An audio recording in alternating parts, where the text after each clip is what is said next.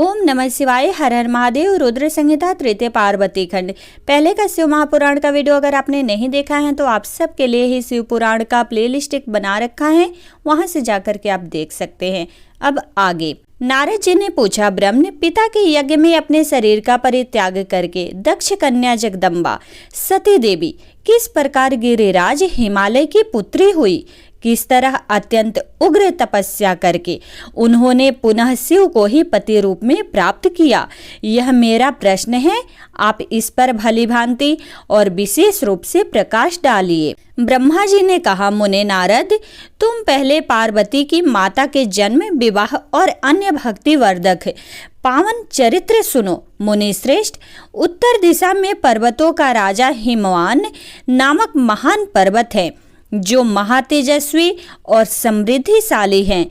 उसके दो रूप प्रसिद्ध हैं, एक स्थावर और दूसरा नाम जंगम। मैं संक्षेप से उसके सूक्ष्म स्थावर स्वरूप का वर्णन करता हूँ। वह रमणीय पर्वत नाना प्रकार के रत्नों का आकार खान है और पूर्व तथा पश्चिम समुद्र के भीतर प्रवेश करके इस तरह खड़ा है मानो भूमंडल को नापने के लिए कोई मानदंड हो। वह नाना प्रकार के वृक्षों से व्याप्त है और अनेक शिखरों के कारण विचित्र शोभा से संपन्न दिखाई देता है। सिंह, व्याघ्र आदि पशु सदा सुख पूर्वक उसका सेवन करते हैं। हिम का तो वह भंडार ही है, इसलिए अत्यंत उग्र जान पड़ता है। भांति भांति के आश्चर्यजनक दृश्यों से उसकी विचित्र शोभा होती है। देवता, ऋषि, सिद्ध और मुनि उस पर्वत का आश्रय लेकर रहते हैं। भगवान शिव को वह बहुत ही प्रिय है, तपस्या करने का स्थान है। स्वरूप से ही वह अत्यंत पवित्र और महात्माओं को भी पावन करने वाला है। तपस्या में वह अत्यंत शीघ्र सिद्धि प्रदान करता है। अनेक प्रकार के धातुओं की खान और शुभ है। वही दिव्य शरीर धारण करके सवार्ग सुंदर रमणीय देवता के रूप में भी स्थित है। भगवान विष्णु का अविकृत अंश है, इसलिए वह शैलराज साधु संतों को अधिक प्रिय है। एक समय गिरवर हिमवान ने अपनी कुल परंपरा की स्थिति और धर्म की वृद्धि के लिए देवताओं तथा पितरों का हित करने की अभिलाषा से अपना विवाह करने की इच्छा की। मुनीश्वर, उस अवसर पर संपूर्ण देवता अपने स्वार्थ का विचार करके दिव्य पितरों के पास आकर उनसे प्रसन्नता पूर्वक बोले। देवताओं ने कहा, पितरों, आप सब लोग प्रसन्नचित्त होकर हमारी बात सुने और यदि देवताओं का कार्य सिद्ध करना आपको भी अभीष्ट हो तो शीघ्र वैसा ही करे। आपकी ज्येष्ठ पुत्री जो मेना नाम से प्रसिद्ध हैं, वह मंगल रूपिणी है। उसका विवाह आप लोग अत्यंत प्रसन्नता पूर्वक हिमवान पर्वत से कर दें। ऐसा करने पर आप सब लोगों को सर्वथा महान लाभ होगा और देवताओं के दुखों का निवारण भी पग पग पर होता रहेगा। देवताओं की यह बात सुनकर पितरों ने परस्पर विचार करके स्वीकृति दे दी और अपनी पुत्री मैना को विधि पूर्वक हिमालय के हाथ में दे दिया। उस परम मंगलमय विवाह में बड़ा उत्सव मनाया गया। मुनीश्वर नारद, मैना के साथ हिमालय के शुभ विवाह का यह सुखद प्रसंग मैंने तुमसे प्रसन्नता पूर्वक कहा है। अब और क्या सुनना चाहते हो? नारद जी ने पूछा। विधे, विद्वान, अब आदर पूर्वक मेरे सामने मैना की उत्पत्ति का वर्णन कीजिए। उसे किस प्रकार शाप प्राप्त हुआ था यह कहिए और मेरे संदेह का निवारण कीजिए।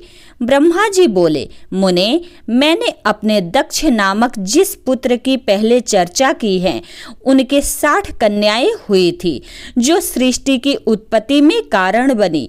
नारद, दक्ष ने कश्यप आदि श्रेष्ठ मुनियों के साथ उनका विवाह किया था। यह सब वृतांत तो तुम्हें विधिवत ही है। अब प्रस्तुत विषयों को सुनो। उन कन्याओं में एक स्वधा नाम की कन्या थी जिसका विवाह उन्होंने पितरों के साथ किया। स्वधा की 3 पुत्रियां थी जो सौभाग्य, शालिनी तथा धर्म की मूर्ति थी। उनमें से ज्येष्ठ पुत्री का नाम मैना था। मझली धन्या के नाम से प्रसिद्ध थी और सबसे छोटी कन्या का नाम कलावती था। ये सारी कन्याएं पितरों की मानसी पुत्रियां थी, उनके मन से प्रकट हुई थी। इनका जन्म किसी माता के गर्भ से नहीं हुआ था, अतएव ये अयोनिजा थी।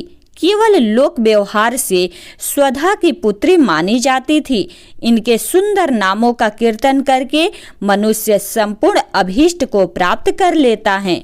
ये सदा संपूर्ण जगत की वंदनीय लोक माताएं हैं और उत्तम अभ्युदय से सुशोभित रहती हैं। सबकी सम परम योगिनी, ज्ञान निधि तथा तीनों लोकों में सर्वत्र जा सकने वाली हैं। मुनीश्वर, एक समय वे तीनों बहिनें भगवान विष्णु के निवास स्थान श्वेत द्वीप में उनका दर्शन करने के लिए गई।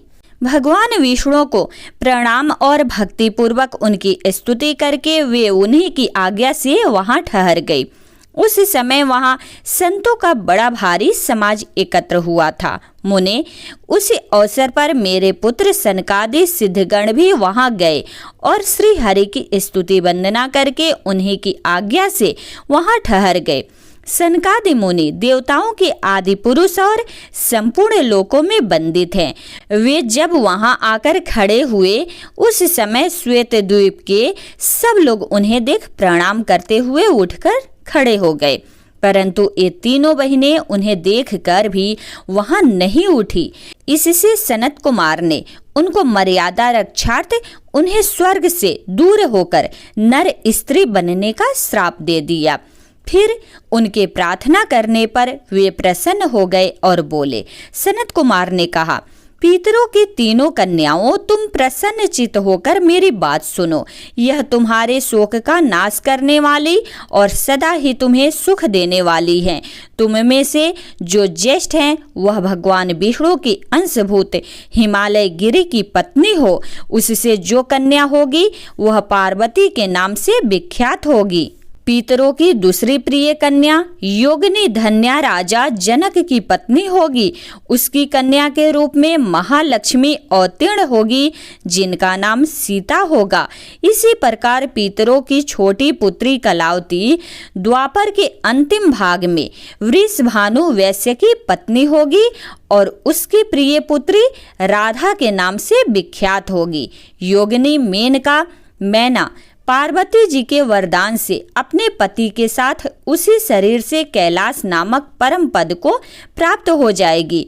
धन्या तथा उनके पति जनक कुल में उत्पन्न हुए जीवन मुक्त महायोगी राजा सिरध्वज लक्ष्मी स्वरूपा सीता के प्रभाव से बैकुंठ धाम में जाएंगे।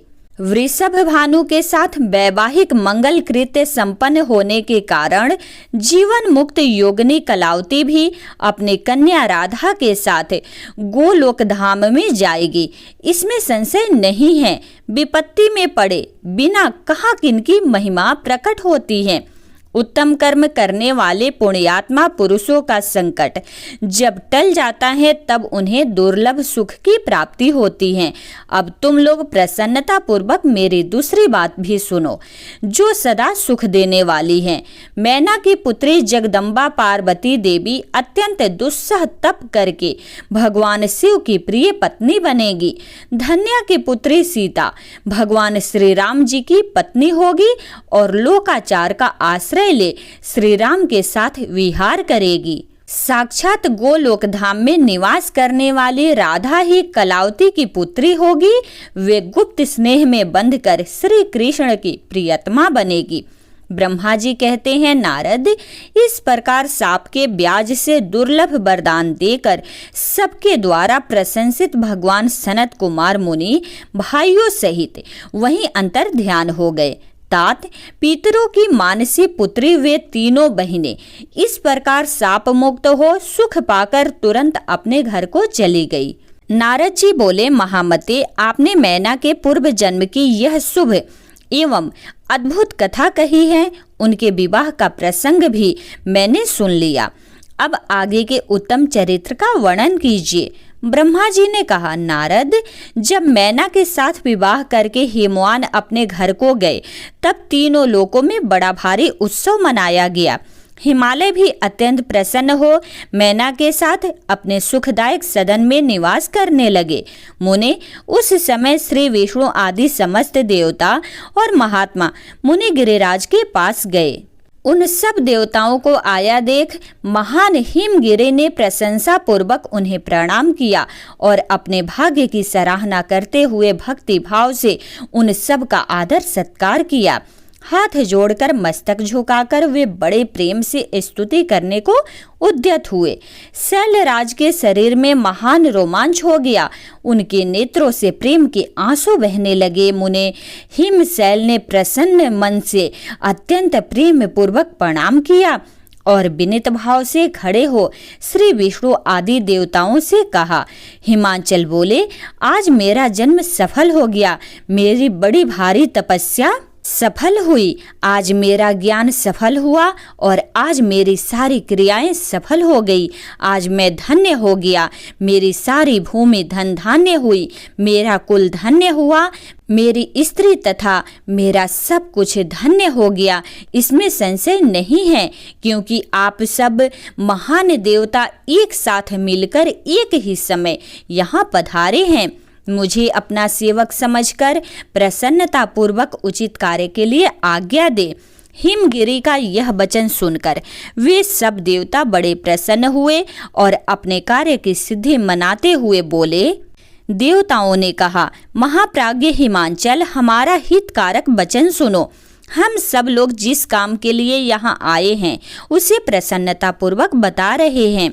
गिरिराज, पहले जो जगदम्बा उमा दक्ष कन्या सती के रूप में प्रकट हुई थी और रुद्र पत्नी होकर सुदीर्घ काल तक इस भूतल पर क्रीड़ा करती रही, वे ही अंबिका सती अपने पिता से अनादर पाकर अपनी प्रतिज्ञा का स्मरण करके यज्ञ में शरीर त्याग अपने परम धाम को पधार गई। हिमगिरे, वह कथा लोक में विख्यात है और तुम्हें भी विदित है। यदि वे सती पुनः तुम्हारे घर में प्रकट हो जाए तो देवताओं का महान लाभ हो सकता है।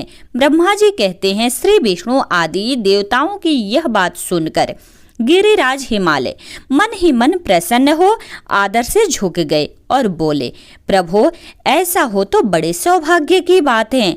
तदनंतर वे देवता उन्हें बड़े आदर से उमा को प्रसन्न करने की विधि बताकर स्वयं सदाशिव पत्नी उमा की शरण में गए।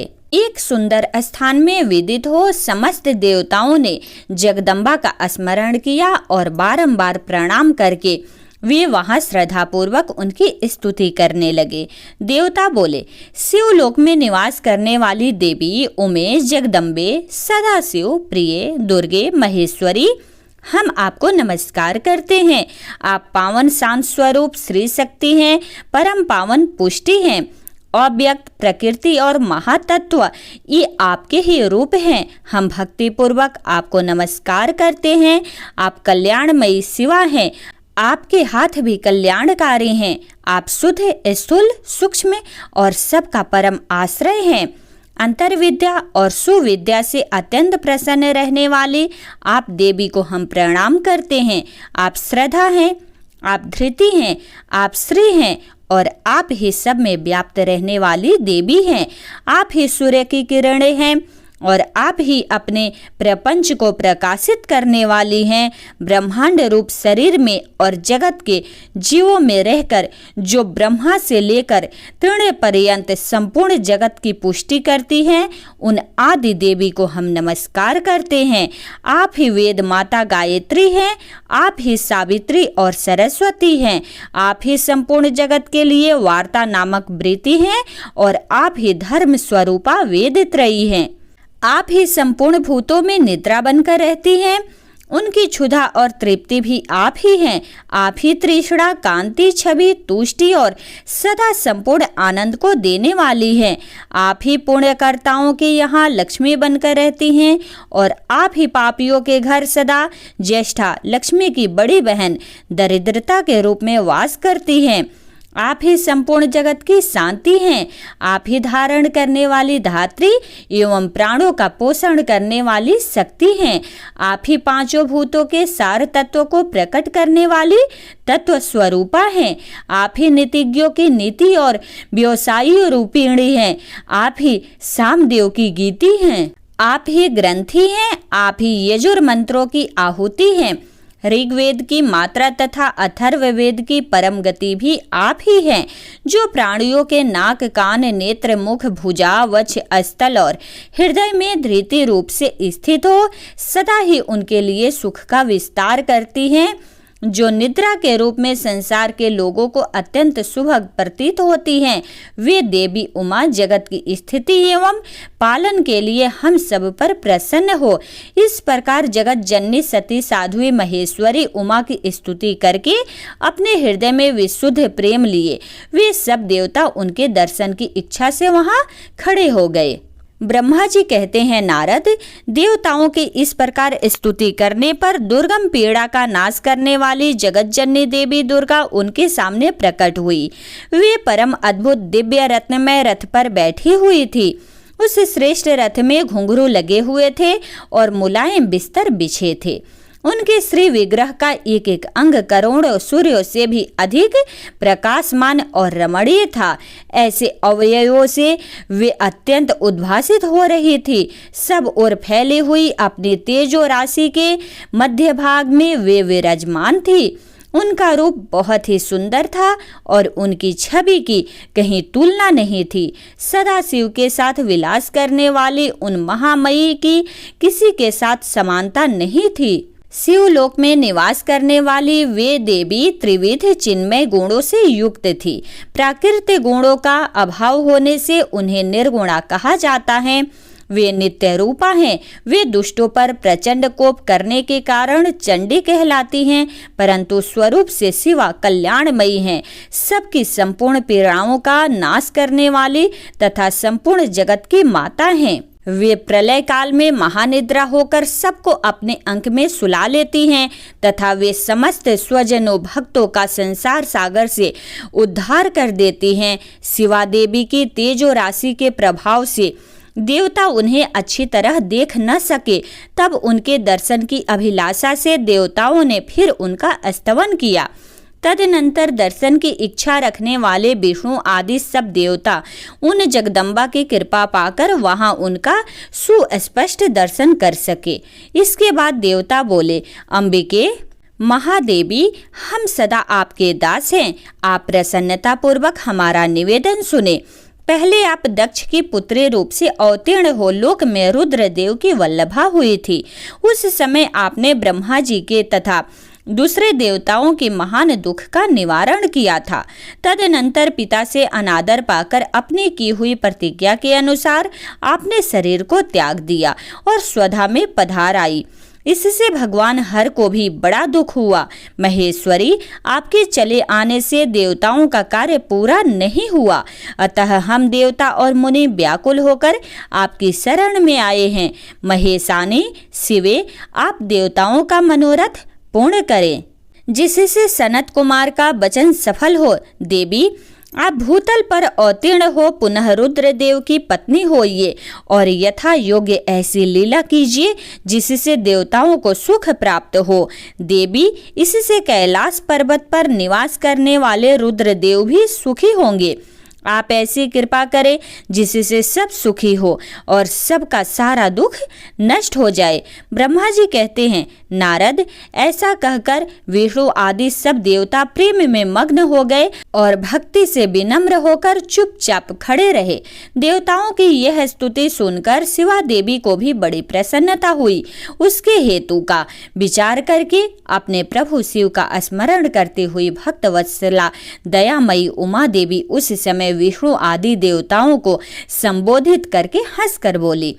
उमा ने कहा, हे हरे, हे विधे, और हे देवताओं तथा मुनियों, तुम सब लोग अपने मन से व्यथा को निकाल दो और मेरी बात सुनो।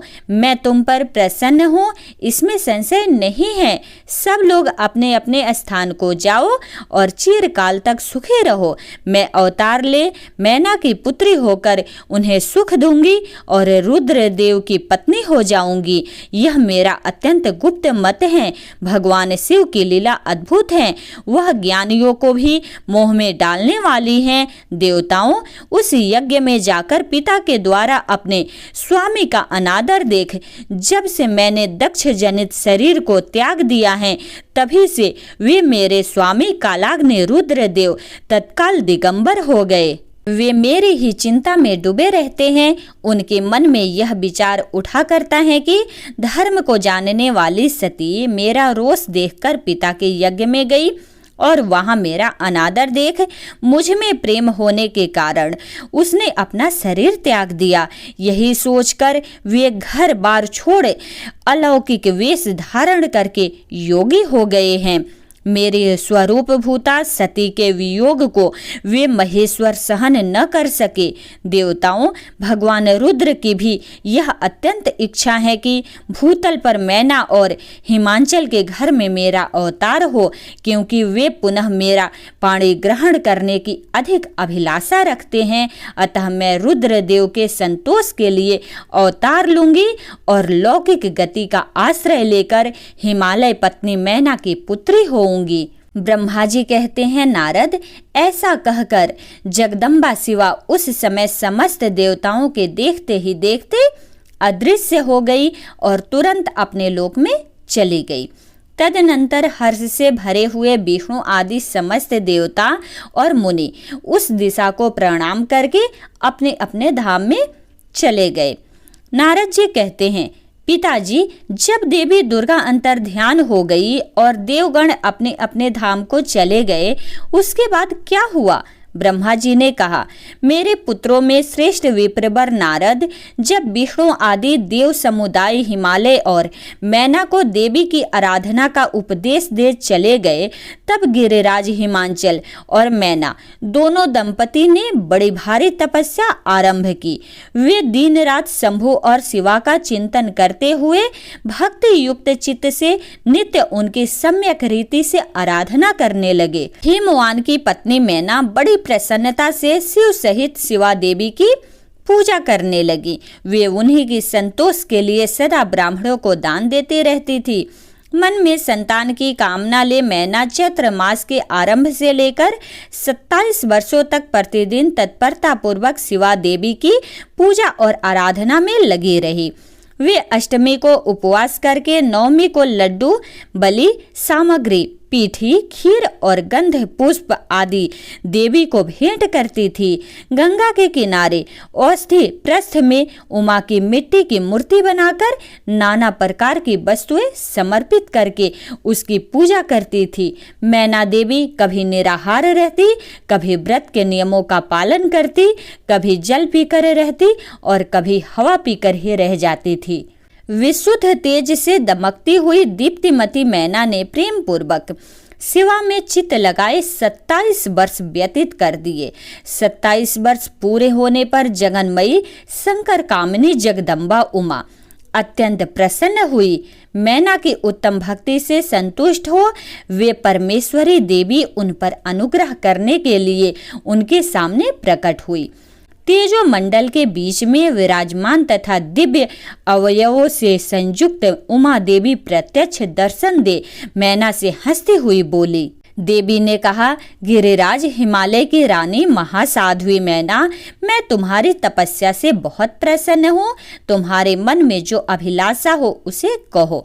मैना, तुमने तपस्या, व्रत और समाधि के द्वारा जिस जिस वस्तु के लिए मेरी प्रार्थना की है वह सब मैं तुम्हें दूंगी। तब मैना ने प्रत्यक्ष प्रकट हुई कालिका देवी को देखकर प्रणाम किया और इस प्रकार कहा। मैना बोली, देवी, इस समय मुझे आपके रूप का प्रत्यक्ष दर्शन हुआ है, अतः मैं आपकी स्तुति करना चाहती हूँ। कालिके, इसके लिए आप प्रसन्न हो। ब्रह्मा जी कहते हैं, नारद, मैना के ऐसा कहने पर सर्वमोहिनी कालिका देवी ने मन में अत्यंत प्रसन्न हो अपनी दोनों बाहों से खींचकर मैना को हृदय से लगा लिया। इससे उन्हें तत्काल महाज्ञान की प्राप्ति हो गई। फिर तो मैना देवी प्रिय वचनों द्वारा भक्ति भाव से अपने सामने खड़ी हुई कालिका की स्तुति करने लगी। मैना बोली, जो महामाया जगत को धारण करने वाली चंडिका लोक धारणी तथा संपूर्ण मनोवांछित पदार्थों को देने वाली है, उन महादेवी को मैं प्रणाम करती हूँ। जो नित्य आनंद प्रदान करने वाली माया, योग निद्रा, जगत जननी तथा सुंदर कमलों की माला से अलंकृत हैं, उन नित्य सिद्धा उमा देवी को मैं नमस्कार करती हूँ। जो सबकी माता मही, नित्य आनंदमयी, भक्तों के शोक का नाश करने वाली तथा कल्प पर्यंत नारियों एवं प्राणियों की बुद्धि रूपिणी है, उन देवी को मैं प्रणाम करती हूँ। आप यातियों के अज्ञानमय बंधन के नाश की हेतुभूता ब्रह्म विद्या हैं। फिर मुझ जैसी नारियां आपके प्रभाव का क्या वर्णन कर सकती हैं। अथर्ववेद की जो हिंसा, मारण आदि का प्रयोग है, वह आप ही हैं। देवी, आप मेरे अभीष्ट फल को सदा प्रदान कीजिए। भावहीन, आकार रहित तथा अदृश्य नित्यानित्य तन मात्राओं से आप ही पंचभूतों के समुदाय को संयुक्त करती हैं। आप ही उनकी शाश्वत शक्ति हैं। आपका स्वरूप नित्य है। आप समय समय पर योग युक्त एवं समर्थ नारी के रूप में प्रकट होती हैं। आप ही जगत की योनि और आधार शक्ति हैं। आप ही प्राकृतिक तत्वों से परे नित्य प्रकृति कही गई है, जिसके द्वारा ब्रह्मा के स्वरूप को बस में किया जाता है। वह नित्या विद्या आप ही हैं। माता, आज मुझ पर प्रसन्न होइए। आप ही अग्नि के भीतर व्याप्त उग्र दाहिका शक्ति हैं। आप ही सूर्य किरणों में स्थित प्रकाशिका शक्ति हैं। चंद्रमा में जो आवाह आदि की शक्ति है, वह भी आप ही हैं। ऐसी आप चंडी देवी का मैं स्तवन और वंदन करती हूँ। आप स्त्रियों को बहुत प्रिय हैं। ऊर्ध्वरेता ब्रह्मचारियों की ध्येय भूता नित्या ब्रह्म शक्ति भी आप ही हैं। संपूर्ण जगत की वांछा तथा श्री हरि की माया भी आप ही हैं। जो देवी इच्छा अनुसार रूप धारण करके सृष्टि पालन और संहारमयी हो उन कार्यों का संपादन करती हैं तथा ब्रह्मा, विष्णु एवं रुद्र के शरीर की भी हेतुभूता हैं, वे आप ही हैं। देवी, आज मुझ पर प्रसन्न हो। आपको पुनः मेरा नमस्कार है। ब्रह्मा जी कहते हैं, नारद, मैना के इस प्रकार स्तुति करने पर दुर्गा कालिका ने पुनः उन मैना देवी से कहा, तुम अपना मनोवांछित वर मांग लो। हिमांचल प्रिय, तुम मुझे प्राणों के समान प्यारी हो। तुम्हारी जो इच्छा हो वह वर मांगो, उसे मैं निश्चय ही दे दूंगी। तुम्हारे लिए मुझे कुछ भी अदय नहीं है। महेश्वरी उमा का यह अमृत के समान मधुर वचन सुनकर हिमगिरी कामिनी मैना बहुत संतुष्ट हुई और इस प्रकार बोली, शिवे, आपकी जय हो, जय हो। उत्कृष्ट ज्ञान वाली महेश्वरी जगदम्बिके, यदि मैं वर पाने के योग्य हूँ तो फिर आपसे श्रेष्ठ वर मांगती हूँ। जगदम्बे, पहले तो मुझे 100 पुत्र हो, उन सब की बड़ी आयु हो, वे बल पराक्रम से युक्त तथा रिद्धि सिद्धि से संपन्न हो। उन पुत्रों के पश्चात मेरे एक पुत्री हो जो स्वरूप और गुणों से सुशोभित होने वाली हो, उन दोनों कुलों को आनंद देने वाली तथा तीनों लोकों में पूजित हो। जगदम्बिके, शिवे, आप ही देवताओं का कार्य सिद्ध करने के लिए मेरी पुत्री तथा रुद्रदेव की पत्नी होइए और तदनुसार लीला कीजिए। ब्रह्मा जी कहते हैं, नारद, मैना का बात सुनकर प्रसन्न हृदया देवी उमा ने उनके मनोरथ को पूर्ण करने के लिए मुस्कुराकर कहा। देवी बोली, पहले तुम्हें 100 बलवान पुत्र होंगे, उनमें भी एक सबसे अधिक बलवान और प्रधान होगा, जो सबसे पहले उत्पन्न होगा। तुम्हारी भक्ति से संतुष्ट हो, मैं स्वयं तुम्हारी यहाँ पुत्री के रूप में अवतीर्ण होऊंगी और समस्त देवताओं से सेवित हो उनका कार्य सिद्ध करूंगी। ऐसा कहकर जगत धात्री परमेश्वरी कालिका शिवा मेनका के देखते देखते वहीं अदृश्य हो गई।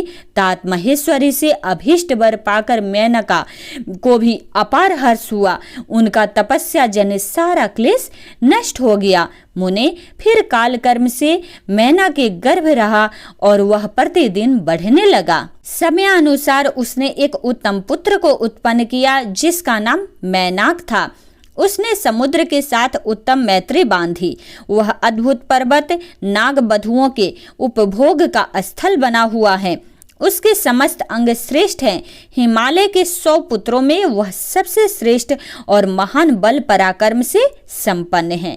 अपने से या अपने बाद प्रकट हुए समस्त पर्वतों में एकमात्र मैनाक ही पर्वत राज के पद पर प्रतिष्ठित हैं। ब्रह्मा जी कहते हैं, नारद, तदनंतर मैना और हिमालय आदर पूर्वक देव कार्य की सिद्धि के लिए कन्या प्राप्ति के हेतु वहां जगत जननी भगवती उमा का चिंतन करने लगे, जो प्रसन्न होने पर संपूर्ण अभीष्ट वस्तुओं को देने वाली है। वे महेश्वरी उमा अपने पूर्ण अंश से गिरिराज हिमवान के चित्त में प्रविष्ट हुई। इससे उनके शरीर में अपूर्व एवं सुंदर प्रभा उतर आई। वे आनंद मग्न हो अत्यंत प्रकाशित होने लगे। उस अद्भुत तेजो राशि से संपन्न महामना हिमालय अग्नि के समान अदृश्य हो गए। तत्पश्चात सुंदर कल्याणकारी समय में गिरिराज हिमालय ने अपने प्रिया मेना के उदर में शिवा के उस परिपूर्ण अंश का आधान किया। इस तरह गिरिराज की पत्नी मैना ने हिमवान के हृदय में विराजमान करुणा निधान देवी की कृपा से सुखदायक गर्भ धारण किया। संपूर्ण जगत की निवास भूता देवी के गर्भ में आने से गिरि प्रिया मैना सदा तेजो मंडल के बीच स्थित होकर अधिक शोभा पाने लगी। अपनी प्रिया शुभांगी मैना को देखकर गिरिराज हिमवान बड़ी प्रसन्नता का अनुभव करने लगे। गर्भ में जगदम्बा के आ जाने से वे महान तेज से संपन्न हो गई थी। मुने उस अवसर में विष्णु आदि देवता और मुनियों ने वहां आकर गर्भ में निवास करने वाली शिवा देवी की स्तुति की और तदनंतर महेश्वरी की नाना प्रकार से स्तुति करके प्रसन्नचित हुए। वे सब देवता अपने अपने धाम को चले गए।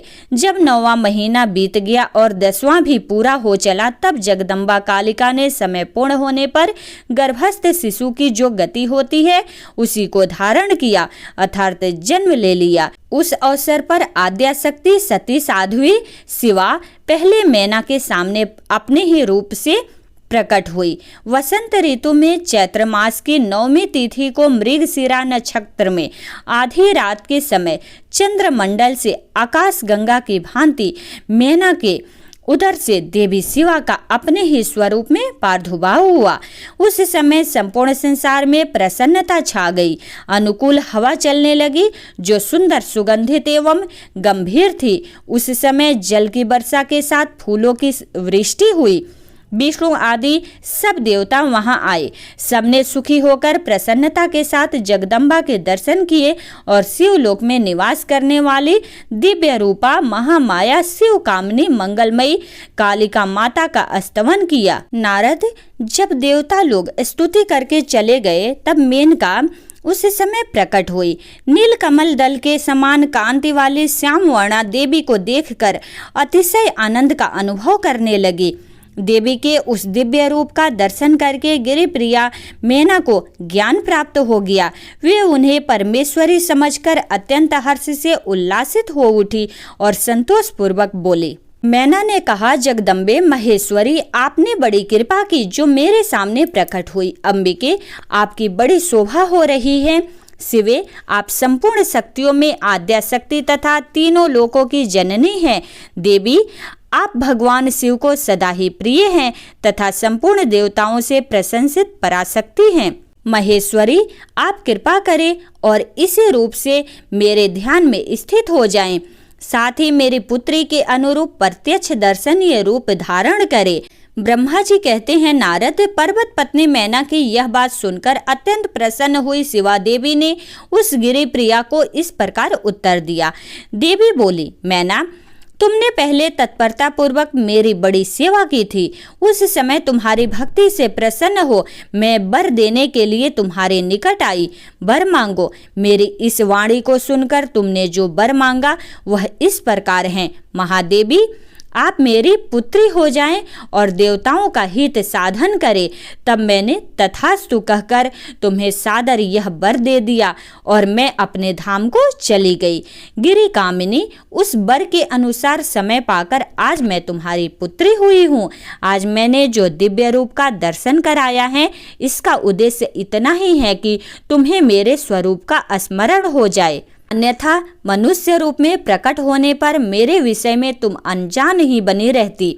अब तुम दोनों दंपति पुत्री भाव से अथवा दिव्य भाव से मेरा निरंतर चिंतन करते हुए मुझ में स्नेह रखो। इससे मेरी उत्तम गति प्राप्त होगी। मैं पृथ्वी पर अद्भुत लीला करके देवताओं का कार्य सिद्ध करूंगी, भगवान शंभु की पत्नी होऊंगी और सज्जनों का संकट से उद्धार करूंगी। ऐसा कहकर जगन माता शिवा चुप हो गई और उसी क्षण माता के देखते देखते प्रसन्नता पूर्वक नवजात पुत्री के रूप में परिवर्तित हो गई। ब्रह्मा जी कहते हैं, नारद, मैना के सामने महातेजस्विनी कन्या होकर लौकिक गति का आश्रय ले वह रोने लगी। उसका मनोहर रुदन सुनकर घर की सब स्त्रियां हर्ष से खिल उठी और बड़े वेग से प्रसन्नता पूर्वक वहां आ पहुंची। नील कमल दल के समान श्याम कांति वाली उस परम तेजस्विनी और मनोरम कन्या को देखकर गिरिराज हिमालय अतिशय आनंद में निमग्न हो गए। तदनंतर सुंदर मुहूर्त में मुनियों के साथ हिमवान ने अपनी पुत्री के काली आदि सुखदायक नाम रखे। देवी शिवा गिरिराज के भवन में दिनों दिन बढ़ने लगी। ठीक उसी तरह जैसे वर्षा के समय में गंगा जी की जल राशि और शरद ऋतु के शुक्ल पक्ष में चांदनी बढ़ती है, सुशीलता आदि गुणों से संयुक्त तथा बंधुजनों की प्यारी उस कन्या को कुटुंब के लोग अपने कुल के अनुरूप पार्वती नाम से पुकारने लगे। माता ने कालिका को उमा कहकर तप करने से रोका था मुने, इसलिए वह सुंदर मुख वाली गिरिराज नंदिनी आगे चलकर लोक में उमा के नाम से विख्यात हो गई। नारद, तदनंतर जब विद्या के उपदेश का समय आया तब शिवा देवी अपने चित्त को एकाग्र करके बड़ी प्रसन्नता के साथ श्रेष्ठ गुरु से विद्या पढ़ने लगी। पूर्व जन्म की सारी विद्याएं उन्हें उसी तरह प्राप्त हो गई जैसे शरत काल में हंसों की पात अपने आप स्वर्गाग के तट पर पहुंच जाती है और रात्रि में अपना प्रकाश स्वतः महौषधियों के प्राप्त हो जाता है। मुने, इस प्रकार मैंने शिवा की किसी एक लीला का ही वर्णन किया है। अब अन्य लीला का वर्णन करूंगा, सुनो। एक समय की बात है, तुम भगवान शिव की प्रेरणा से प्रसन्नता पूर्वक हिमांचल के घर गए। मुने, तुम शिव तत्व के ज्ञाता और उनकी लीला के जानकारों में श्रेष्ठ हो। नारद, गिरिराज हिमालय ने तुम्हें घर पर आया देख प्रणाम करके तुम्हारी पूजा की और अपनी पुत्री को बुलाकर उससे तुम्हारे चरणों में प्रणाम करवाया। मुनीश्वर फिर स्वयं ही तुम्हें नमस्कार करके हिमांचल ने अपने सौभाग्य की सराहना की और अत्यंत मस्तक झुका हाथ जोड़कर तुमसे कहा। हिमालय बोले, हे मुने नारद, ब्रह्मपुत्रों में श्रेष्ठ ज्ञानवान प्रभु, आप सर्वज्ञ हैं और कृपा पूर्वक दूसरों के उपकार में लगे रहते हैं। मेरी पुत्री की जन्म कुंडली में जो गुण दोष हो उसे बताइए। मेरी बेटी किसकी सौभाग्यवती प्रिय पत्नी होगी? ब्रह्मा जी कहते हैं, मुनि श्रेष्ठ, तुम बातचीत में कुशल और कौतुकी तो हो ही। गिरिराज हिमालय के ऐसा कहने पर तुमने कालिका का हाथ देखा और उसके संपूर्ण अंगों पर विशेष रूप से दृष्टिपात करके हिमालय से इस प्रकार कहना आरंभ किया। नारद बोले, शैलराज और मैना, आपकी यह पुत्री चंद्रमा की आदि कला के समान बढ़ी है। समस्त शुभ लक्षण इसके अंगों की शोभा बढ़ाते हैं। यह अपने पति के लिए अत्यंत सुखदायिनी होगी और माता पिता की भी कीर्ति बढ़ाएगी। संसार की समस्त नारियों में यह परम साध्वी और स्वजनों को सदा महान आनंद देने वाली होगी। गिरिराज, तुम्हारी पुत्री के हाथ में सब उत्तम लक्षण ही विद्यमान हैं, केवल एक रेखा विलक्षण है। उसका यथार्थ फल सुनो। इसे ऐसा पति प्राप्त होगा जो योगी, नंग धड़ंग रहने वाला, निर्गुण और निष्काम होगा। उसके न माँ होगी न बाप होगा, उसे मान सम्मान का भी कोई ख्याल नहीं रहेगा और वह सदा अमंगल वेश धारण करेगा। ब्रह्मा जी कहते हैं, नारद, तुम्हारी इस बात को सुन और सत्य मानकर मैना तथा हिमाचल दोनों पति पत्नी बहुत दुखित हुए, परंतु जगदम्बा शिवा तुम्हारे ऐसे वचन को सुनकर और लक्षणों द्वारा उस भावी पति को शिव मानकर मन ही मन हर्ष से खिल उठी। नारद जी की बात कभी झूठ नहीं हो सकती, यह सोचकर शिवा भगवान शिव के युगल चरणों में संपूर्ण हृदय से अत्यंत स्नेह करने लगी। नारद, उस समय मन ही मन दुखी हो हिमवान ने तुमसे कहा, मुने, उस रेखा का फल सुनकर मुझे बड़ा दुख हुआ है। मैं अपनी पुत्री को उससे बचाने के लिए क्या उपाय करूं? मुने, तुम महान कौतुक करने वाले और वार्तालाप विशारद हो। हिमवान की बात सुनकर अपने मंगलकारी वचनों द्वारा उनका हर्ष बढ़ाते हुए तुमने इस प्रकार कहा। नारद बोले, गिरिराज, तुम स्नेह पूर्वक सुनो, मेरी बात सच्ची है, वह झूठ नहीं होगी। हाथ की रेखा ब्रह्मा जी की लिपि है, निश्चय ही वह मिथ्या नहीं हो सकती। अतः शैल प्रवर इस कन्या को वैसा ही पति मिलेगा, इसमें संशय नहीं है। परंतु इस रेखा के कुफल से बचने के लिए एक उपाय भी है, उसे प्रेम पूर्वक सुनो। उसे करने से तुम्हें सुख मिलेगा। मैंने जैसे वर का निरूपण किया है वैसे ही भगवान शंकर हैं। वे सर्वसमर्थ हैं और लीला के लिए अनेक रूप धारण करते हैं। उनमें समस्त कुल लक्षण सद्गुणों के समान हो जाएंगे। समर्थ पुरुष में कोई दोष भी हो तो भी वह उसे दुख नहीं देता, असमर्थ के लिए ही वह दुखदायक होता है। इस विषय में सूर्य, अग्नि और गंगा का दृष्टांत सामने रखना चाहिए। इसलिए तुम विवेक पूर्वक अपनी कन्या शिवा को भगवान शिव के हाथ में सौंप दो। भगवान शिव सबके ईश्वर, सैव्य, निर्विकार, सामर्थ्यशाली और अविनाशी हैं। वे जल्दी ही प्रसन्न हो जाते हैं, अतः शिवा को ग्रहण कर लेंगे, इसमें संशय नहीं है। विशेषतः वे तपस्या से वश में हो जाते हैं। यदि शिवा तप करे तो सब काम ठीक हो जाएगा। सर्वेश्वर शिव सब प्रकार से समर्थ हैं। वे इंद्र के वज्र का भी विनाश कर सकते हैं। ब्रह्मा जी उनके अधीन हैं तथा वे सबको सुख देने वाले हैं। पार्वती भगवान शंकर की प्यारी पत्नी होगी। वह सदा रुद्रदेव के अनुकूल रहेगी, क्योंकि यह महासाध्वी और उत्तम व्रत का पालन करने वाली हैं तथा माता पिता के सुख को बढ़ाने वाली हैं। यह तपस्या करके भगवान शिव के मन को अपने बस में कर लेगी और वे भगवान भी इसके सिवा किसी दूसरी स्त्री से विवाह नहीं करेंगे। इन दोनों का प्रेम एक दूसरे के अनुरूप है। वैसा उच्च कोटि का प्रेम न तो किसी का हुआ है और न ही इस समय है और न आगे होगा। गिरिश्रेष्ठ, इन्हें देवताओं के कार्य करने हैं। उनके जो जो काम नष्ट प्राय हो गए हैं उन सब का इनके द्वारा पुनः उज्जीवन या उद्धार होगा। अद्रिराज, आपकी कन्या को पाकर ही भगवान हर अर्धनारीश्वर होंगे। इन दोनों का पुनः हर्ष पूर्वक मिलन होगा। आपकी यह पुत्री अपनी तपस्या के प्रभाव से सर्वेश्वर महेश्वर को संतुष्ट करके उनके शरीर के आधे भाग को अपने अधिकार में कर लेगी, उनका अर्धांग बन जाएगी। गिरिश्रेष्ठ, तुम्हें अपनी यह कन्या भगवान शंकर के सिवा दूसरे किसी को नहीं देना चाहिए। यह देवताओं का गुप्त रहस्य है, इसे कभी प्रकाशित नहीं करना चाहिए। हिमालय ने कहा, ज्ञानी मुने नारद, मैं आपको एक बात बता रहा हूँ, उसे प्रेम पूर्वक सुनिए और आनंद का अनुभव कीजिए। सुना जाता है महादेव जी सब प्रकार की आसक्तियों का त्याग करके अपने मन को संयम में रखते हुए नित्य तपस्या करते हैं। देवताओं की भी दृष्टि में नहीं आते। देवर से ध्यान मार्ग में स्थित हुए वे भगवान शंभु पर ब्रह्म में लगाए हुए अपने मन को कैसे हटाएंगे, ध्यान छोड़कर विवाह करने के कैसे उद्यत होंगे, इस विषय में मुझे महान संदेह है। दीपक की लौ के समान प्रकाशमान अविनाशी प्रकृति से परे निर्विकार निर्गुण सगुण निर्विशेष और निरीह जो पर ब्रह्म है वही उनका अपना सदाशिव नामक स्वरूप है। अतः वे उसी का सर्वत्र साक्षात्कार करते हैं। किसी ब्रह्म अनात्म वस्तु पर दृष्टि नहीं डालते। मुने यहाँ आए हुए किन्नरों के मुख से उनके विषय में नित्य ऐसी ही बात सुनी जाती है। क्या वह बात मिथ्या ही है? विशेषतः यह बात भी सुनने में आती है कि भगवान हर ने पूर्व काल में सती के समक्ष एक प्रतिज्ञा की थी।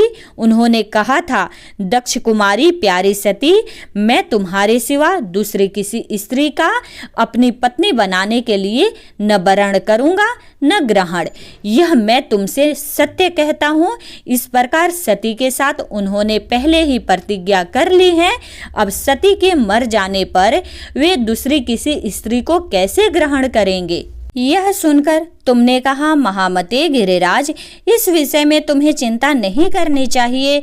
तुम्हारी यह पुत्री काली ही पूर्व काल में दक्ष कन्या सती हुई थी। उस समय इसी का सदा सर्व मंगलदायी सती नाम था। वे सती दक्ष कन्या होकर रुद्र की प्यारी पत्नी हुई थी। उन्होंने पिता के यज्ञ में अनादर पाकर तथा भगवान शंकर का भी अपमान हुआ देख क्रोध पूर्वक अपने शरीर को त्याग दिया था। वे ही सती फिर तुम्हारे घर में उत्पन्न हुई हैं। तुम्हारी पुत्री साक्षात जगदम्बा शिवा है। यह पार्वती भगवान हर की पत्नी होगी, इसमें संशय नहीं है। नारद, ये सब बातें तुमने हिमवान को विस्तार पूर्वक बताई। पार्वती का यह पूर्व रूप और चरित्र प्रीति को बढ़ाने वाला है। काली के उस संपूर्ण पूर्व वृत्तांत को तुम्हारे मुख से सुनकर हिमवान अपनी पत्नी और पुत्र के साथ तत्काल संदेह रहित हो गए। इसी तरह तुम्हारे मुख से अपने उस पूर्व कथा को सुनकर काली ने लज्जा के मारे मस्तक झुका लिया और उसके मुख पर मंद मुस्कान की प्रभा फैल गई। गिरिराज हिमालय पार्वती के उस चरित्र को सुनकर उसके माथे पर हाथ फेरने लगी और मस्तक सूंघकर उसे अपने आसन के पास बिठा लिया। नारद, इसके पश्चात तुम उसी क्षण प्रसन्नता पूर्वक स्वर्गलोक को चले गए और गिरिराज हिमवान भी मन ही मन मनोहर आनंद से युक्त हो अपने सर्व संपत्तिशाली भवन में प्रविष्ट हो गए। ब्रह्मा जी कहते हैं, नारद, जब तुम स्वर्गलोक को चले गए तब से कुछ काल और व्यतीत हो जाने पर एक दिन मैना ने हिमवान के निकट जाकर उन्हें प्रणाम किया। फिर खड़ी हो वे गिरि कामिनी मैना अपने पति से विनयपूर्वक बोली। मैना ने कहा, प्राणनाथ, उस दिन नारद मुनि ने जो बात कही थी उसको स्त्री स्वभाव के कारण मैंने अच्छी तरह से नहीं समझा। मेरी तो यह प्रार्थना है कि आप कन्या का विवाह किसी सुंदर वर के साथ कर दीजिए। वह विवाह सर्वथा अपूर्व सुख देने वाला होगा। गिरिराज का वर शुभ लक्षणों से संपन्न और कुलीन होना चाहिए। मेरी बेटी मुझे प्राणों से भी अधिक प्रिय है। वह उत्तम वर पाकर जिस प्रकार भी प्रसन्न और सुखी हो सके वैसा कीजिए। आपको मेरा नमस्कार है। ऐसा कहकर मैना अपने पति के चरणों पर गिर पड़ी। उस समय उनके मुख पर आंसुओं की धारा बह रही थी। प्रज्ञ शिरोमणि हिमवान ने उन्हें उठाया और यथावत समझाना आरंभ किया। हिमालय बोले, देवी मेनका, मैं यथार्थ और तत्व की बात बताता हूँ, सुनो। भ्रम छोड़ो। मुनि की बात कभी झूठी नहीं हो सकती। यदि बेटी पर तुम्हें स्नेह है तो उसे सादर शिक्षा दो कि वह भक्ति पूर्वक सुस्थिर चित्त से भगवान शंकर के लिए तप करे। मेनके, यदि भगवान शिव प्रसन्न होकर काली का पारण ग्रहण कर लेते हैं तो सब शुभ ही होगा। नारद जी का बताया हुआ अमंगल या अशुभ नष्ट हो जाएगा। शिव के समीप सारे अमंगल सदा मंगल रूप हो जाते हैं। इसलिए तुम पुत्री को शिव की प्राप्ति के लिए तपस्या करने की शीघ्र शिक्षा दो। ब्रह्मा जी कहते हैं, नारद, हिमवान की यह बात सुनकर मैना को बड़ी प्रसन्नता हुई। वे तपस्या में रुचि उत्पन्न करने के लिए पुत्री को उपदेश देने के निमित्त उसके पास गई, परंतु बेटी के सुकुमार अंग पर दृष्टिपात करके मैना के मन में बड़ी व्यथा हुई। उनके दोनों नेत्रों में तुरंत आंसू भर आए। फिर तो गिरि प्रिया मैना में अपनी पुत्री को उपदेश देने की शक्ति नहीं रह गई। अपनी माता की उस चेष्टा को पार्वती जी शीघ्र ही ताड़ गई। तब वे सर्वज्ञ परमेश्वरी कालिका देवी माता को बारंबार आश्वासन दे तुरंत बोली। पार्वती ने कहा, माँ, तुम बड़ी समझदार हो, मेरी यह बात सुनो। आज पिछली रात्रि के समय ब्रह्म मुहूर्त में मैंने एक स्वप्न देखा है, उसे बताती हूँ। माताजी, स्वप्न में एक दयालु एवं तपस्वी ब्राह्मण ने मुझे शिव की प्रसन्नता के लिए उत्तम तपस्या करने का प्रसन्नता पूर्वक उपदेश दिया है। नारद, यह सुनकर मेनका ने शीघ्र अपने पति को बुलाया और पुत्री के देखे हुए स्वप्न को पूर्णतः कह सुनाया। मेनका के मुख से पुत्री के स्वप्न को सुनकर गिरिराज हिमालय बड़े प्रसन्न हुए और अपने प्रिय पत्नी को समझाते हुए बोले। गिरिराज ने कहा, प्रिय, पिछली रात्रि में मैंने भी एक स्वप्न देखा है। मैं आदर पूर्वक उसे बताता हूँ, तुम प्रेम पूर्वक उसे सुनो। एक बड़े उत्तम तपस्वी थे। नारद जी ने वर के जैसे लक्षण बताए थे। उन्हीं लक्षणों से युक्त शरीर को उन्होंने धारण कर रखा था। वे बड़ी प्रसन्नता के साथ मेरे नगर के निकट तपस्या करने के लिए आए। उन्हें देखकर मुझे बड़ा हर्ष हुआ और मैं अपने पुत्री को साथ लेकर उनके पास गया। उस समय मुझे ज्ञात हुआ कि नारद जी के बताए हुए वर भगवान शंभु यही है।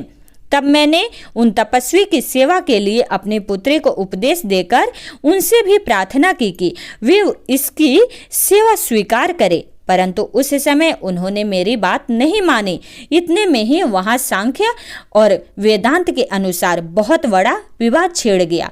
तदनंतर उनकी आज्ञा से मेरी बेटी वहीं रह गई और अपने हृदय में उन्हीं की कामना रखकर भक्ति पूर्वक उनकी सेवा करने लगी। सुमुखी, यही मेरा देखा हुआ स्वप्न है जिसे मैंने तुम्हें बता दिया। अतः प्रिय, मैंने कुछ काल तक इस स्वप्न के फल की परीक्षा या प्रतीक्षा करनी चाहिए। इस समय यही उचित जान पड़ता है। तुम निश्चित समझो, यही मेरा विचार है। ब्रह्मा जी कहते हैं, मुनीश्वर नारद, ऐसा कहकर गिरिराज हिमवान और मेनका शुद्ध हृदय से उस स्वप्न के फल की परीक्षा एवं प्रतीक्षा करने लगे। देवर्षि शिव भक्त शिरोमणि भगवान शंकर का यश परम पावन मंगलकारी भक्तिवर्धक और उत्तम है। तुम इसे आदर पूर्वक सुनो। दक्ष यज्ञ से अपने निवास स्थान कैलाश पर्वत पर आकर भगवान शंभु प्रिया विरह से कातर हो गए और प्राणों से भी अधिक प्यारी सती देवी का हृदय से चिंतन करने लगे। उस पार्षदों को बुलाकर सती के लिए शोक करते हुए उनके प्रेम वर्धक गुणों का अत्यंत प्रीतिपूर्वक वर्णन करने लगे। यह सब उन्होंने संसारिक गति को दिखाने के लिए किया। फिर गृहस्थ आश्रम की सुंदर स्थिति तथा नीति रीति का परित्याग करके वे दिगंबर हो गए और सब लोकों में उन्मुक्त की भांति भ्रमण करने लगे। लीला कुशल होने के कारण विरही की अवस्था का प्रदर्शन करने लगे। सती के विरह से दुखित हो कहीं भी उनका दर्शन न पाकर भक्त कल्याणकारी भगवान शंकर पुनः कैलाश गिरी पर लौट आए और मन को यत्न पूर्वक एकाग्र करके उन्होंने समाधि लगा ली, जो समस्त दुखों का नाश करने वाली है। समाधि में वे अविनाशी स्वरूप का दर्शन करने लगे। इस तरह तीनों गुणों से रहित हो वे भगवान शिव चिरकाल तक सुस्थिर भाव से समाधि लगाए बैठे रहे।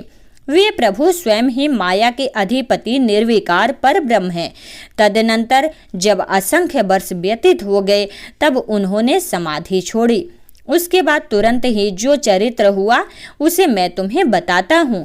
भगवान शिव के ललाट से उस समय श्रम जनित पसीने की एक बूंद पृथ्वी पर गिरे और तत्काल एक शिशु के रूप में परिणत हो गई। मुने, उस बालक के 4 भुजाएं थी, शरीर की कांति लाल थी और आकार मनोहर था।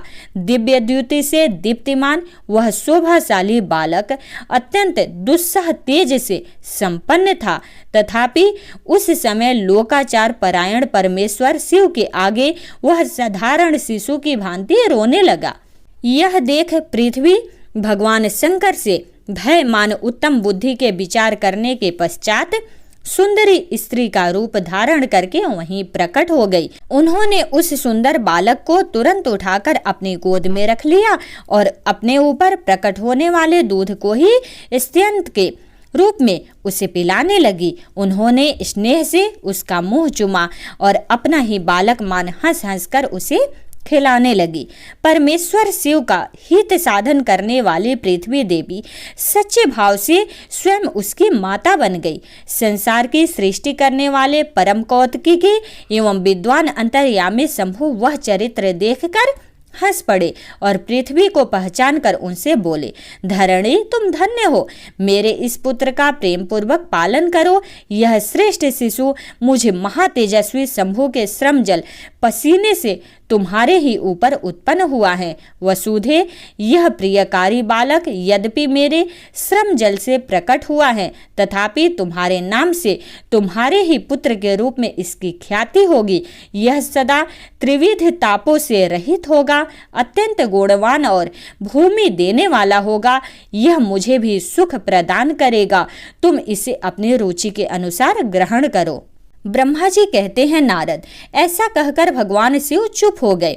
उनके हृदय से विरह का प्रभाव कुछ कम हो गया। उनमें विरह क्या था? वे लोकाचार का पालन कर रहे थे। वास्तव में सत्पुरुषों के प्रिय श्री रुद्रदेव निर्विकार परमात्मा ही हैं। शिव की उपर्युक्त आज्ञा को शिरोधार्य करके पुत्र सहित पृथ्वी देवी शीघ्र ही अपने स्थान को चली गई। उन्हें आत्यांतिक सुख मिला। वह बालक भौम नाम से प्रसिद्ध हो युवा होने पर तुरंत काशी चला गया और वहां उसने दीर्घ काल तक भगवान शंकर की सेवा की।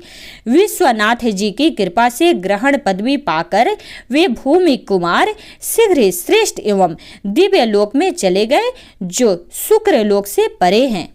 ब्रह्मा जी कहते हैं, नारद, हिमवान की पुत्री लोक पूजित शक्ति स्वरूपा पार्वती हिमालय के घर में रहकर बढ़ने लगी। जब उनकी अवस्था 8 वर्ष की हो गई, तब सती के विरह से कातर हुए शंभु को उनके जन्म का समाचार मिला। नारद, उस अद्भुत बालिका पार्वती को हृदय में रखकर वे मन ही मन बड़े आनंद का अनुभव करने लगे। इसी बीच में लौकिक गति का आश्रय ले शंभु ने अपने मन को एकाग्र करने के लिए तप करने का विचार किया। नंदी आदि कुछ शांत पार्षदों को साथ ले वे हिमालय के उत्तम शिखर पर गंगावतार नामक तीर्थ में चले गए, जहां पूर्व काल में ब्रह्मधाम से च्युत होकर समस्त पाप राशि का विनाश करने के लिए चली हुई परम पावनी गंगा पहले पहल भूतल पर अवतीर्ण हुई थी। जितेंद्रिय हर ने वही रहकर तपस्या आरंभ की। वे आलस्य रहित हो चेतन ज्ञान स्वरूप नित्य ज्योतिर्मय निरामय जगन्मय चिदानंद स्वरूप द्वैतहीन तथा आश्रय रहित अपने आत्मभूत परमात्मा का एकाग्र भाव से चिंतन करने लगे। भगवान हर के ध्यान परायण होने पर नंदी भृंगी आदि कुछ अन्य पार्षद गण भी ध्यान में तत्पर हो गए। उस समय कुछ ही प्रथम गण परमात्मा शंभु की सेवा करते थे। वे सब के सब मौन रहते और एक शब्द भी नहीं बोलते थे। कुछ द्वारपाल हो गए थे। इसी समय गिरिराज हिमवान उस औषधि बहुल शिखर पर भगवान शंकर का शुभ आगमन सुनकर उनके प्रति आदर की भावना से वहां आए। आकर सेवकों को सहित गिरिराज ने भगवान रुद्र को प्रणाम किया, उनकी पूजा की और अत्यंत प्रसन्न हो हाथ जोड़कर उनका सुंदर स्तवन किया। फिर हिमालय ने कहा, प्रभो, मेरे सौभाग्य का उदय हुआ है जो आप यहाँ पधारे हैं। आपने मुझे सनाथ कर दिया। क्यों न हो, महात्माओं ने यह ठीक ही वर्णन किया है कि आप दीनवत्सल है। आज मेरा जन्म सफल हो गया, आज मेरा जीवन सफल हुआ और आज मेरा सब कुछ सफल हो गया, क्योंकि आपने यहाँ पदार्पण करने का कष्ट उठाया है। महेश्वर, आप मुझे अपना दास समझकर शांत भाव से मुझ सेवक के लिए आज्ञा दीजिए। मैं बड़ी प्रसन्नता से अनन्य चित्त होकर आपकी सेवा करूंगा। ब्रह्मा जी कहते हैं, नारद, गिरिराज का यह वचन सुनकर महेश्वर ने किंचित आंखें खोली और सेवकों सहित हिमवान को देखा। सेवकों सहित गिरिराज को उपस्थित देख ध्यान योग में स्थित हुए जगदीश्वर वृषभध्वज ने मुस्कुराते हुए से कहा। महेश्वर बोले, शैलराज, मैं तुम्हारे शिखर पर एकांत में तपस्या करने के लिए यहाँ आया हूँ। तुम ऐसा प्रबंध करो जिससे कोई भी मेरे निकट ना आ सके। तुम महात्मा हो, तपस्या के धाम हो तथा मुनियों के, देवताओं के, राक्षसों और अन्य महात्माओं को भी सदा आश्रय देने वाले हो। द्विज आदि का तुम्हारे ऊपर सदा ही निवास रहता है। तुम गंगा से अभिषिक्त होकर सदा के लिए पवित्र हो गए हो। दूसरों का उपकार करने वाले तथा संपूर्ण पर्वतों के सामर्थ्यशाली राजा हो। गिरिराज, मैं यहाँ गंगावतरण स्थल में तुम्हारे आश्रित होकर आत्म संयम पूर्वक बड़ी प्रसन्नता के साथ तपस्या करूंगा। शैलराज, गिरिश्रेष्ठ, जिस साधन से यहाँ मेरी तपस्या बिना किसी विघ्न बाधा के चालू रह सके, उसे इस समय प्रयत्न पूर्वक करो। पर्वत परवर मेरी यही सबसे बड़ी सेवा है। तुम अपने घर जाओ और मैंने जो कुछ कहा है उसका उत्तम प्रीति से यत्न पूर्वक प्रबंध करो। ब्रह्मा जी कहते हैं, नारद, ऐसा कहकर श्रेष्ठ कर्ता जगदीश्वर भगवान शंभु चुप हो गए। उस समय गिरिराज ने शंभु से प्रेम पूर्वक यह बात कही। जगन्नाथ परमेश्वर, आज मैंने अपने प्रदेश में स्थित हुए आपका स्वागत पूर्वक पूजन किया है। यही मेरे लिए महान सौभाग्य की बात है। अब आपसे और क्या प्रार्थना करूं? महेश्वर, कितने ही बड़े देवता यत्न का आश्रय ले महान तप करके भी आपको नहीं पाते, वे ही आप यहाँ स्वयं उपस्थित हो गए। मुझसे बढ़कर श्रेष्ठ सौभाग्यशाली और पुण्यात्मा दूसरा कोई नहीं है, क्योंकि आप मेरे पृष्ठ भाग पर तपस्या के लिए उपस्थित हुए हैं। परमेश्वर, आज मैं अपने को देवराज इंद्र से भी अधिक भाग्यवान मानता हूँ, क्योंकि सेवकों सहित आपने यहाँ आकर मुझे अनुग्रह का भागी बना दिया। देवेश, आप स्वतंत्र हैं। यहाँ बिना किसी विघ्न बाधा के उत्तम तपस्या कीजिए। प्रभो, मैं आपका दास हूँ, अतः सदा आपकी आज्ञा के अनुसार सेवा करूँगा। ब्रह्मा जी कहते हैं, नारद, ऐसा कहकर गिरिराज हिमालय तुरंत अपने घर को लौट आए। उन्होंने अपनी प्रिया मैना को बड़े आदर से वह सारा वृतांत कह सुनाया। तत्पश्चात शैलराज ने साथ जाने वाले परिजनों तथा समस्त सेवक गणों को बुलाकर उन्हें ठीक ठीक समझाया। हिमालय बोले, आज से कोई भी गंगावतरण नामक स्थान में, जो मेरे पृष्ठ भाग में ही है, मेरी आज्ञा मानकर न जाए। यह मैं सच्ची बात कहता हूँ। यदि कोई वहां जाएगा तो उस महादुष्ट को मैं विशेष दंड दूंगा। मुने, इस प्रकार अपने समस्त गणों को शीघ्र ही नियंत्रित करके हिमवान ने विघ्न निवारण के लिए जो सुंदर प्रयत्न किया वह तुम्हें बताता हूँ, सुनो। ब्रह्मा जी कहते हैं, नारद, तदनंतर शैलराज हिमालय उत्तम फल फूल लेकर अपनी पुत्री के साथ हर्षपूर्वक भगवान हर के समीप गए। वहां जाकर उन्होंने ध्यान परायण त्रिलोकीनाथ शिव को प्रणाम किया और अपने अद्भुत कन्या काली को हृदय से उनकी सेवा में समर्पित कर दिया। फल फूल आदि सारी सामग्री उनके सामने रखकर पुत्री को आगे करके शैलराज ने शंभु से कहा, भगवान, मेरी पुत्री आप भगवान चंद्रशेखर की सेवा करने के लिए उत्सुक है, अतः आपकी आराधना की इच्छा से मैं इसको साथ लाया हूँ। यह अपने दो सखियों के साथ सदा आप शंकर की ही सेवा में रहे। नाथ, यदि आपका मुझ पर अनुग्रह है तो इस कन्या को सेवा के लिए आज्ञा दीजिए। तब भगवान शंकर ने उस परम मनोहर काम रूपणी कन्या को देखकर आंखें मूंद ली और अपने त्रिगुणातीत अविनाशी परम तत्व में उत्तम रूप का ध्यान आरंभ किया। उस समय सर्वेश्वर एवं सर्वव्यापी जटाजूटधारी वेदांत वैद्य चंद्रकला विभूषण शंभु उत्तम आसन पर बैठकर नेत्र बंद किए तप ध्यान में लग गए। यह देख हिमांचल ने मस्तक झुकाकर पुनः उनके चरणों में प्रणाम किया। यद्यपि उनके हृदय में दीनता नहीं थी तो भी वे उस समय इस संशय में पड़ गए कि न जाने भगवान मेरी प्रार्थना स्वीकार करेंगे या नहीं। वक्ताओं में श्रेष्ठ गिरिराज हिमवान ने जगत के एकमात्र बंधु भगवान शिव से इस प्रकार कहा। हिमालय बोले, देवाधिदेव महादेव करुणाकार शंकर विभो, मैं आपकी शरण में आया हूँ, आंखें खोलकर मेरी ओर देखिए। शिव सर्व महेशान जगत को आनंद प्रदान करने वाले प्रभो महादेव, आप संपूर्ण आपत्तियों का निवारण करने वाले हैं। मैं आपको प्रणाम करता हूँ। स्वामिन प्रभो, मैं अपनी इस पुत्री के साथ प्रतिदिन आपका दर्शन करने के लिए यहाँ आऊँगा, इसके लिए आदेश दीजिए। उनकी यह बात सुनकर देवाधिदेव महेश्वर ने आंखें खोलकर ध्यान छोड़ दिया और कुछ सोच विचार कर कहा। महेश्वर बोले, गिरिराज, तुम अपनी इस कुमारी कन्या को घर में रखकर ही नित्य मेरे दर्शन को आ सकते हो, अन्यथा मेरा दर्शन नहीं हो सकता। महेश्वर की ऐसी बात सुनकर शिवा के पिता हिमवान मस्तक झुकाकर उन भगवान शिव से बोले, प्रभो यह तो बताइए किस कारण से मैं इस कन्या के साथ आपके दर्शन के लिए नहीं आ सकता? क्या यह आपकी सेवा के योग्य नहीं है? फिर इसे नहीं लाने का क्या कारण है? यह मेरी समझ में नहीं आता।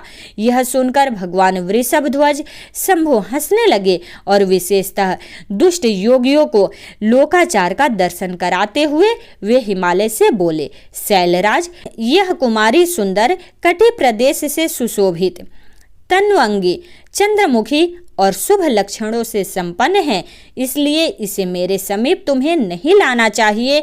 इसके लिए मैं तुम्हें बारंबार रोकता हूँ। वेद के पारंगत विद्वानों ने नारी को माया रूपिणी कहा है। विशेषतः युवती स्त्री तो तपस्वी जनों के तप में विघ्न डालने वाली ही होती है। गिरिश्रेष्ठ, मैं तपस्वी योगी और सदा माया से निर्लिप्त रहने वाला हूँ। मुझे युवती स्त्री से क्या प्रयोजन है? तपस्वियों के श्रेष्ठ आश्रय हिमालय, इसलिए फिर तुम्हें ऐसी बात नहीं कहनी चाहिए, क्योंकि तुम वेदोक्त धर्म में प्रवीण, ज्ञानियों में श्रेष्ठ और विद्वान हो।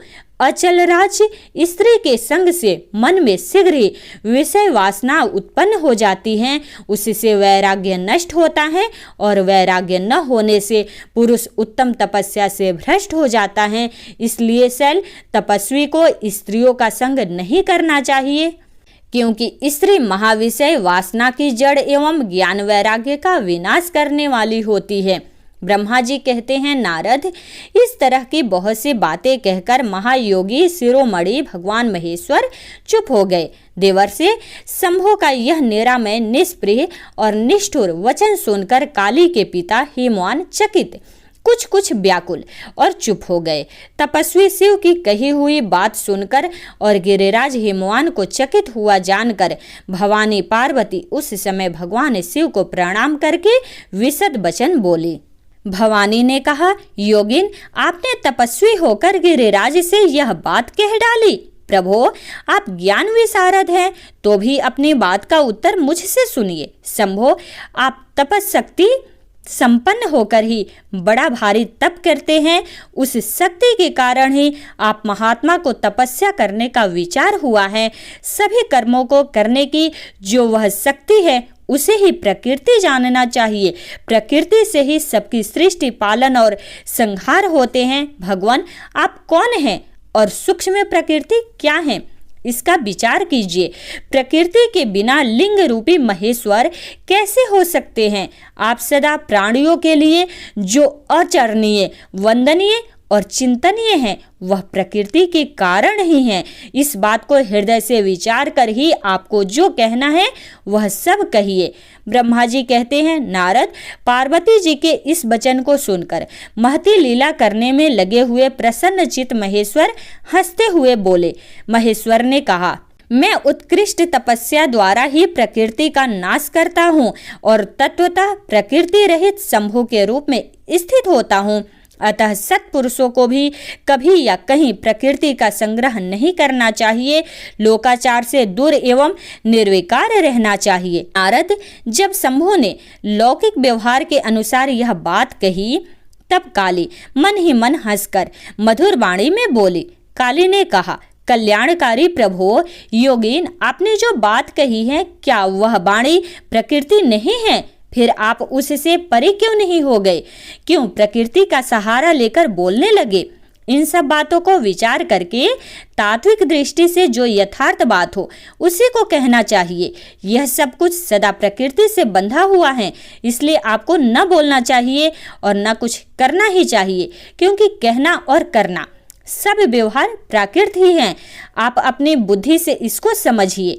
आप जो कुछ सुनते हैं, खाते हैं, देखते हैं और करते हैं वह सब प्रकृति का ही कार्य है।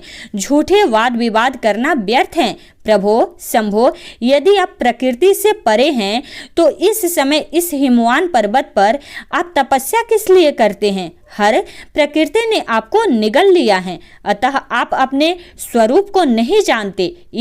आप यदि अपने स्वरूप को जानते हैं तो किस लिए तप करते हैं? योगिन, मुझे आपके साथ वाद विवाद करने की क्या आवश्यकता है? प्रत्यक्ष प्रमाण उपलब्ध होने पर विद्वान पुरुष अनुमान प्रमाण को नहीं मानते। जो कुछ प्राणियों की इंद्रियों का विषय होता है वह सब ज्ञानी पुरुषों को बुद्धि से विचार कर प्रकृति ही मानना चाहिए। योगीश्वर, बहुत कहने से क्या लाभ? मेरी उत्तम बात सुनिए। मैं प्रकृति हूँ, आप पुरुष हैं, यह सत्य है, सत्य है, इसमें संशय नहीं है। मेरे अनुग्रह से ही आप सगुण और साकार माने गए हैं। मेरे बिना तो आप निरीह हैं, कुछ भी नहीं कर सकते।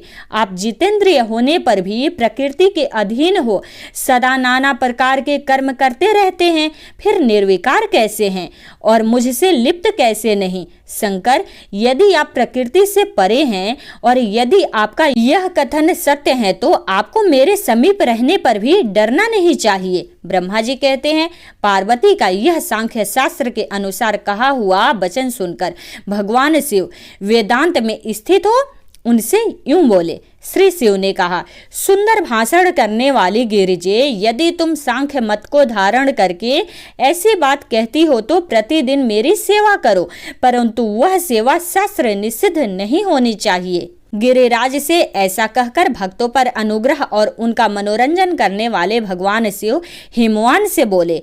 शिव ने कहा, गिरिराज, मैं यहीं तुम्हारे अत्यंत रमणीय श्रेष्ठ शिखर की भूमि पर उत्तम तपस्या तथा अपने आनंदमय परमार्थ स्वरूप का विचार करता हुआ विचरूंगा। पर्वतराज, आप मुझे यहाँ तपस्या करने की अनुमति दे। आपकी अनुज्ञा के बिना कोई तप नहीं किया जा सकता। देवाधिदेव शूलधारी भगवान शिव का यह कथन सुनकर हिमवान ने उन्हें प्रणाम करके कहा, महादेव, देवता, असुर और मनुष्यों सहित संपूर्ण जगत तो आपका ही है। मैं तुच्छ होकर आपसे क्या कहूँ? ब्रह्मा जी कहते हैं, नारद, गिरिराज हिमवान के ऐसा कहने पर लोक कल्याणकारी भगवान शंकर हंस पड़े और आदरपूर्वक उनसे बोले, अब तुम जाओ। शंकर की आज्ञा पाकर हिमवान अपने घर लौट गए। वे गिरिराज के साथ प्रतिदिन उनके दर्शन के लिए आते थे। काली अपने पिता के बिना भी दोनों सखियों के साथ नित्य शंकर जी के पास जाती और भक्ति पूर्वक उनकी सेवा में लगी रहती। नंदीश्वर आदि कोई भी गण उन्हें रोकता नहीं था। तात महेश्वर के आदेश से ही ऐसा होता था। प्रत्येक गण पवित्रता पूर्वक रहकर उनकी आज्ञा का पालन करता था। जो विचार करने से परस्पर अभिन्न सिद्ध होते हैं उन्हें शिवा और शिव ने सांख्य और वेदांत मत में स्थित हो जो कल्याणदायक संवाद किया वह सर्वदा सुख देने वाला है। वह संवाद मैंने यहाँ कह सुनाया। इंद्रियातीत भगवान शंकर ने गिरिराज के कहने से उनका गौरव मानकर उनकी पुत्री को अपने पास रहकर सेवा करने के लिए स्वीकार कर लिया। काली अपनी दो सखियों के साथ चंद्रशेखर महादेव जी की सेवा के लिए प्रतिदिन आती जाती रहती थी। वे भगवान शंकर के चरण धोकर उस चरणामृत का पान करती थी। आग से तपाकर शुद्ध किए हुए वस्त्र से अथवा गर्म जल से धोए हुए वस्त्र के द्वारा उनके शरीर का मार्जन करती, उसे मलती, पोंछती थी। फिर 16 उपचारों से विधिवत हर की पूजा करके बारंबार उनके चरणों में प्रणाम करने के पश्चात प्रतिदिन पिता के घर लौट जाती रही। मुनिश्रेष्ठ, इस प्रकार ध्यान परायण शंकर की सेवा में लगी हुई शिवा का महान समय व्यतीत हो गया, तो भी वे अपने इंद्रियों को संयम में रखकर पूर्ववत उनकी सेवा करती रही। महादेव जी ने जब फिर उन्हें अपनी सेवा में नित्य तत्पर देखा, तब वे दया से द्रवित हो उठे और इस प्रकार विचार करने लगे, यह काली जब तपश्चर्यावर्त करेगी और इसमें गर्भ का बीज नहीं रह जाएगा, तभी मैं इसका पाणी ग्रहण करूंगा। ऐसा विचार करके महालीला करने वाले महायोगीश्वर भगवान भूतनाथ तत्काल ध्यान में स्थित हो गए। मुने परमात्मा शिव जब ध्यान में लग गए, तब उनके हृदय में दूसरी कोई चिंता नहीं रह गई। काली प्रतिदिन महात्मा शिव के रूप का निरंतर चिंतन करती हुई उत्तम भक्ति भाव से उनकी सेवा में लगी रही। ध्यान परायण भगवान हर शुद्ध भाव से वहां रहती हुई काली को नित्य देखते थे, फिर भी पूर्व चिंता को भुलाकर उन्हें देखते हुए भी नहीं देखते थे। इसी बीच में इंद्र आदि देवताओं तथा मुनियों ने ब्रह्मा जी की आज्ञा से कामदेव को वहां आदर पूर्वक भेजा। वे काम की प्रेरणा से काली का रुद्र के साथ संयोग कराना चाहते थे। उनके ऐसा करने में कारण यह था कि महापराक्रमी तारकासुर से वे बहुत पीड़ित थे और शंकर जी से किसी महान बलवान पुत्र की उत्पत्ति चाहते थे। कामदेव ने वहां पहुंचकर अपने सब उपायों का प्रयोग किया, परंतु महादेव जी के मन में तनिक भी क्षोभ नहीं हुआ। उल्टे उन्होंने कामदेव को जलाकर भस्म कर दिया। मुने, तब सती पार्वती ने भी गर्भ रहित हो उनकी आज्ञा से बहुत बड़ी तपस्या करके शिव को पति रूप में प्राप्त किया। फिर वे पार्वती और परमेश्वर परस्पर अत्यंत प्रेम से और प्रसन्नता पूर्वक रहने लगे। उन दोनों ने परोपकारों में तत्पर रहकर देवताओं का महान कार्य सिद्ध किया। ओम नमः शिवाय, हर हर महादेव। दोस्तों, इस वीडियो में तो फिलहाल इतना ही। शिव महापुराण के आगे का अध्याय सुनने के लिए हमारे चैनल अजा भक्ति को सब्सक्राइब करके नोटिफिकेशन ऑल कर लीजिए, ताकि आने वाली वीडियो की जानकारी आपको मिल सके और आप उसका लाभ उठा सके। ओम नमः शिवाय, हर हर महादेव।